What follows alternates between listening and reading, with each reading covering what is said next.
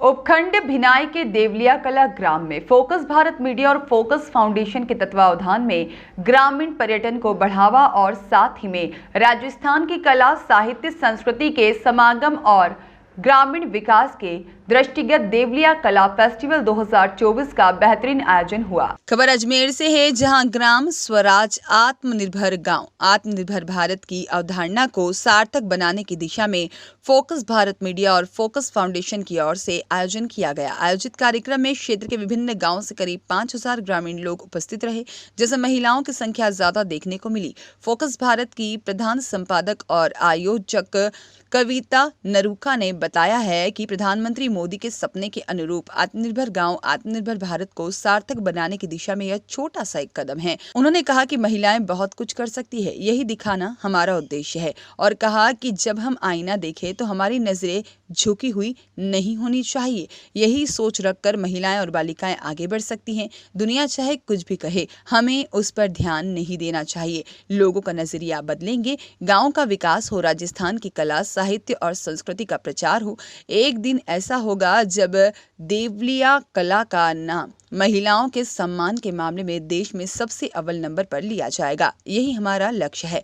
इससे पूर्व कार्यक्रम के मुख्य अतिथि मनीष पटेल का और साथ ही में फोकस भारत की प्रधान संपादक कविता नरूका, विशिष्ट अतिथि बादाम देवी वर्मा और सुमन किन्नर सहित एडवोकेट और पत्रकार डॉक्टर मनोज आहूजा, राजेश मेहरा, ओम प्रकाश भट्ट, अशोक ठाकुर, देवेंद्र शर्मा ने दीप प्रज्वलित कर कार्यक्रम की विधिवत रूप से शुरुआत की। वही कार्यक्रम में मुख्य आकर्षक के रूप में पद्मश्री अवार्ड से सम्मानित हो चुकी गुलाबो सपेरा ने अपनी 3 पीढ़ियों के साथ गुलाबो सपेरा मंच पर ऐतिहासिक प्रस्तुति दी, जो कि राजस्थान के इतिहास में एक रिकॉर्ड है। इसके अलावा भी कार्यक्रम में अलगोचा कलाकार, मांगणियार कलाकार और कथक नृत्य जैसे लोक कलाओं की प्रस्तुतियां देखने को मिली। केवल राजस्थान के अलावा गुजरात से, उत्तर प्रदेश से, हरियाणा से, दिल्ली से लोग इतने मीलों का सफर करके, इतने घंटों का सफर करके हमारे लिए पहुंच रहे हैं, हमारे लिए यहाँ पर आ रहे हैं। तो हम उन्हें धन्यवाद ज्ञापित करते हैं। जो हमारा विजन है कि गांव का विकास हो, राजस्थान की कला, साहित्य, संस्कृति बाहर पहुंचे।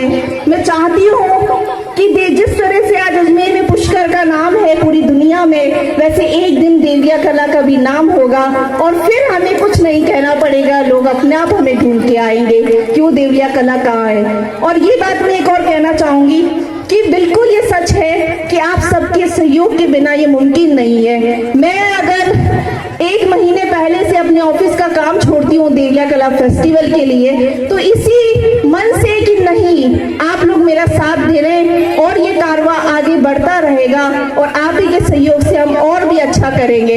आज हमने 1 दिन का किया है, अगले साल और हम 2 दिन का करने की कोशिश करेंगे, कुछ और देने की कोशिश करेंगे। मैं एक बात और कहना चाहूंगी, ज्यादा लेकिन आज हम देख रहे हैं कि लोग ये सोचते हैं कि हम हमारे बच्चों को पढ़ाने के लिए विदेश भेज दें, हम कहीं दूसरे स्थान पर जाकर रहने लग जाए और आज सब एकाकी परिवार में विश्वास करने लगे हैं। मैं कहना चाहूंगी कि इस एकाकी परिवार के कारण हमारी संस्कृति विचलित होती जा रही है, हमारे बच्चे संस्कृति से दूर होते जा रहे हैं। मेरे प्यारे ग्रामीण वासियों, मैं आपसे निवेदन करती हूँ कि जो पहले का जो हमारा जमाना था, जिसमें पूरा परिवार, जिसमें आस पड़ोस के लोग शाम के समय में 15-20 लोग एक जगह बैठते थे, परिवार के बच्चे अपने दादा दादी के पास में बैठते थे, अपने ताऊ ताई के पास में बैठते थे, चाचा चाची के पास में वो जो बैठते थे।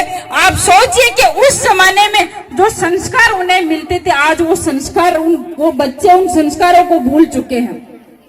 अगर संस्कृति को पुनर्जीवित करना है तो हमें उन बच्चों को ऐसे संस्कार देने की आवश्यकता है। आज हमें इस बदलते हुए भारत में यह भी देख रहे हैं कि हमने हमारी आंखों से, आप सबने देखा है कि 22 जनवरी को एक भव्य राम मंदिर का निर्माण इस देश में बना है। जो प्राण प्रतिष्ठा भव्य राम मंदिर के जो हमारे घनश्याम दास की रिपोर्ट।